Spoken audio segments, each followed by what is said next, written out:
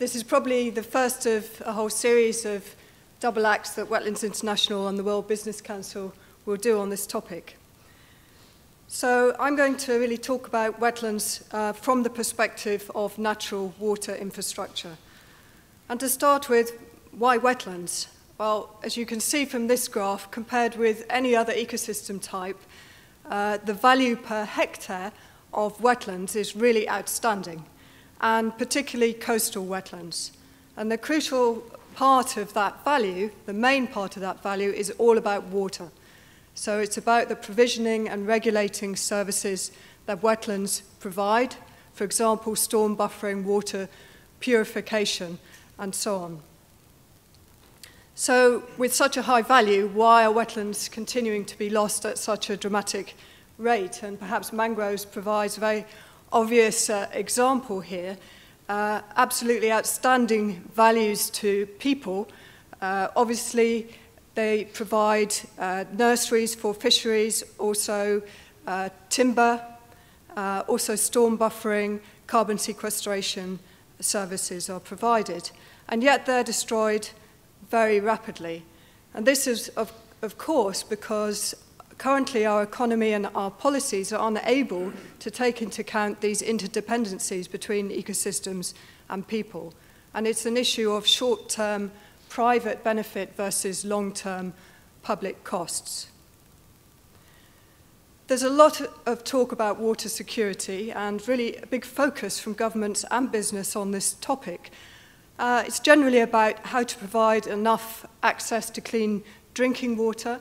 How are we going to provide enough water to sustain the food production that will be needed for a growing population? At the same time, energy production is needing more and more water, and there's conflicts between these different uses, and how to do all of that in a changing climate. And the environmental role in water management tends to be a little bit lost. But it is a fact that unless wetlands in particular are able to continue to provide water of a sufficient quality, then these kind of developments are not going to be sustainable in the long term. And therefore, it is essential to know where these wetland assets are and what they mean in terms of value to people in order that we can make the right water allocation and management decisions. And I want to use one example where in the Sahelian zone, of course, top priority is increasing food security. I want to use the example of the inner Niger Delta in Mali, along the Niger River. This is a vast wetland of floodplains, lakes and rivers, about the size of Belgium, in one of the driest regions in the world. And to the 1.5 million people that live in and around that delta, water security really means knowing that there will be a flood of sufficient magnitude and longevity to allow those people to harvest fish, to grow rice, to harvest burgu, to graze their cattle, and so to survive another year.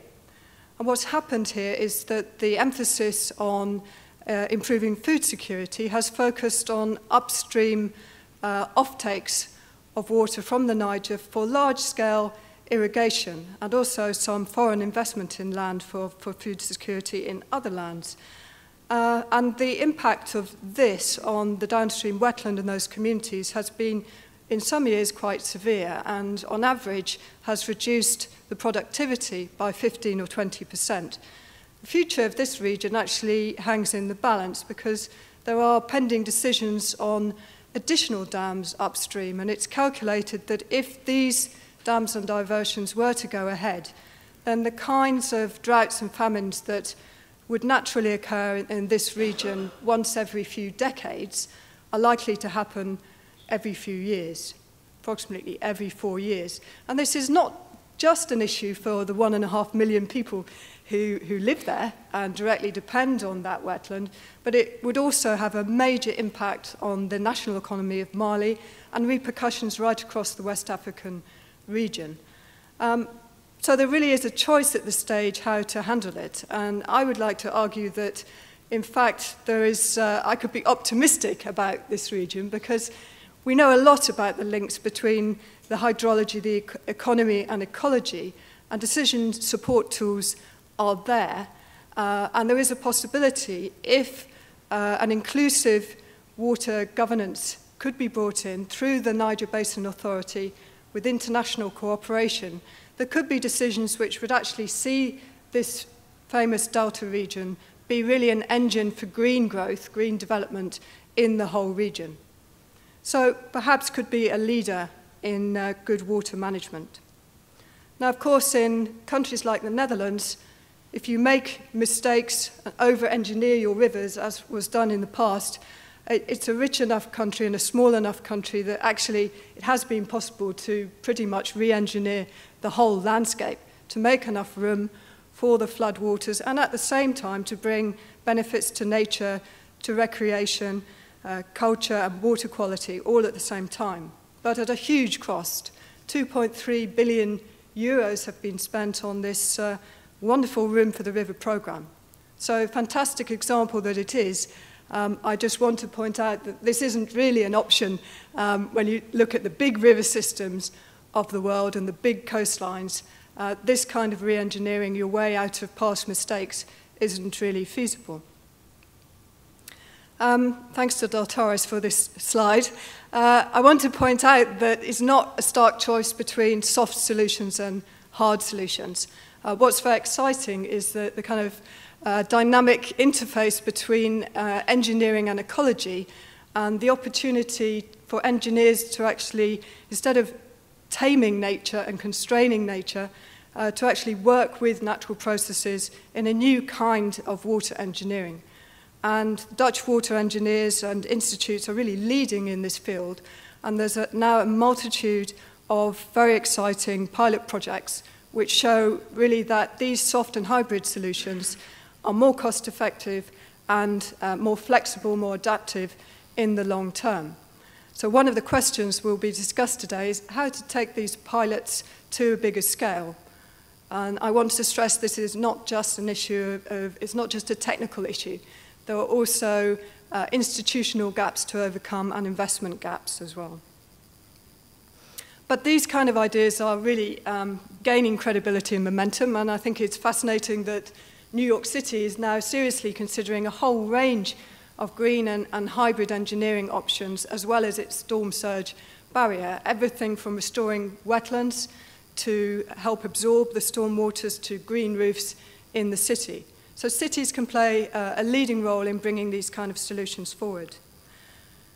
But where ecosystems have been lost on a large scale, it's really not that simple to restore them. So it's not just a case of put the mangroves back, because in most situations, what was originally an accreting front has turned into an erosion front at the edge of the mangroves, and some kind of re-engineering of that edge will probably be needed. And here the techniques developed in the Netherlands, such as mud nourishment, could well be very effective in building that accreting edge.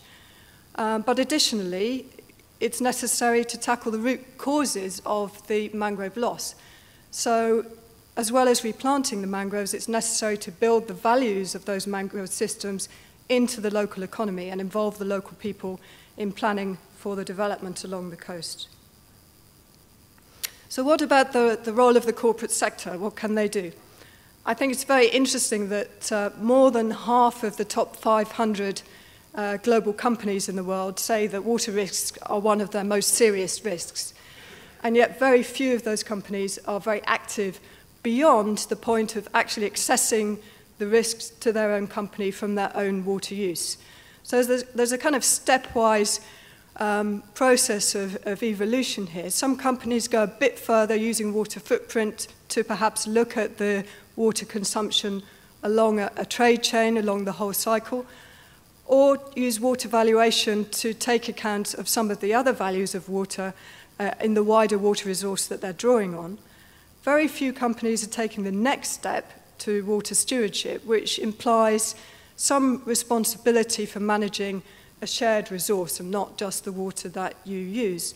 And even fewer have taken the final step to really look for a business case for analysing and managing risks for water management in the catchment as a whole, alongside and in dialogue with other stakeholders. But this is the general direction, positive direction that the corporate sector is moving, and Joppa will say more about this. I also want to point out that one of the things that seems to be key of taking these kind of solutions forward is new coalitions. So one table is dealing with new and surprising partnerships. What we're seeing is that when corporates join together with NGOs and governments, even at the global level, it can stimulate really local action between communities and local businesses, such as by this brewery in the famous Kilimanjaro catchment, linked with the very nice Kilimanjaro beer. They've found that water scarcity in this catchment is becoming a limiting factor, and this brewery is actively engaged in assessing the risks of water scarcity, managing water demand, alongside other stakeholders in the catchment. I want to emphasize, though, this is very small scale, and these are just a few examples. So finally, from talk to action, that's what we're here to address today. Just a few questions that I would like to pose. Firstly, how do we convince those political leaders and captains of industry to make the right choices? When they're focused on the economy and society, how do we get their attention onto hydrology and ecosystems? And how can we build this understanding of the interdependencies between water resources, society, and ecosystems, and build that into those decisions? Crucially, how can we stop the wrong kind of investments that actually could, as in the Niger, result in perverse outcomes for food and water security and poverty reduction? How can we inform those kinds of foreign and national investments? And perhaps most importantly, there are many, many good examples of natural water infrastructure around the world. How can we stimulate replication of those and scaling up and bringing those approaches into the mainstream? Thank you very much.